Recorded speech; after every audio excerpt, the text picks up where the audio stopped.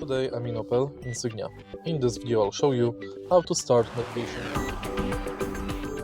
At the beginning take a look at the screen display and now go to navigation.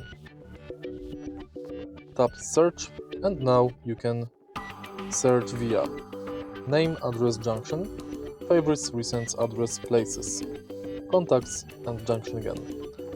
Let's enter address.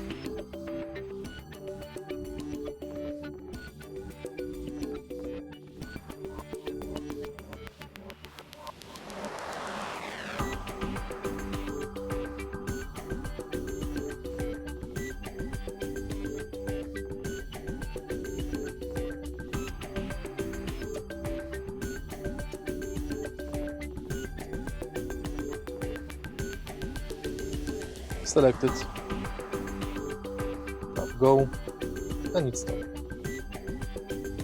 To stop navigation route, go to search. To stop navigation route, press X in the top right corner. If you find this video helpful, please leave like, comment and subscribe.